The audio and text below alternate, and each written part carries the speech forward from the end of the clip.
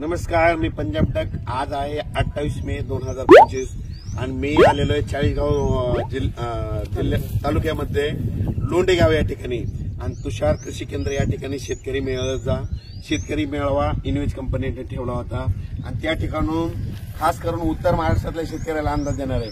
उत्तर महाराष्ट्रातल्या शेतकऱ्याला सांगू इच्छितो कारण की मी उत्तर महाराष्ट्रामध्ये म्हणून सांगतो की तुमच्या उत्तर महाराष्ट्रामध्ये आता म्हणजे आज 28, 29, 30 आणखी 3 दिवस पाऊस पडणार आहे। त्याच्यानंतर 31 मे पासून ते 5 जून पर्यंत हवामान कोरडं राहणार आहे, सूर्यदर्शन होणार आहे, म्हणून हा अंदाज लक्षात येतो। माझी तुम्हाला विनंती, तुम्ही काय करा, 31 मे ते 5 जून पर्यंत तुम्ही शेतीचे काम आटपून घ्या, कापसाची लागवडी करायच्या करून घ्या।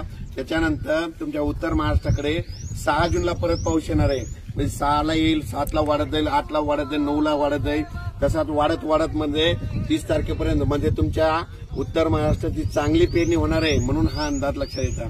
पण आता राज्यातल्या सर्व शेतकऱ्याला सांगू इच्छितो, हा अंदाज मध्ये चाळीसगाव तालुक्यातून लोंडेगाव या ठिकाणी देत आहे।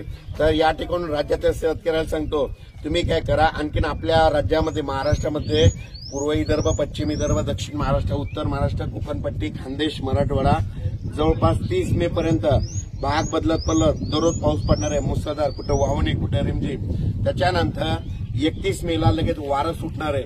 31 मे पासून ते 5 जून 6 जून पर्यंत ऊन पडणार आहे, सूर्यदर्शन करणार आहे, म्हणून हा अंदाज लक्षात येतो। माझी सगळ्याला विनंती, जमिनीमध्ये 1 फूट ओल आहे, जर पेरणी करायला काही हरकत नाही।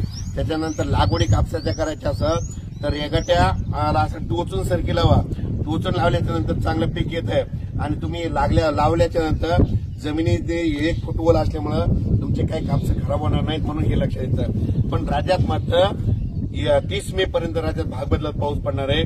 त्याच्यानंतर राज्यातला संपूर्ण पाऊस 1 जूनला मात्र सगळीकडे सूर्यदर्शन होणार आहे, म्हणून हा अंदाज लक्षात घ्यायचा। अचानक वातावरणात बदल झाला, लगेच उद्या एक मेसेज दिला जाईल। धन्यवाद।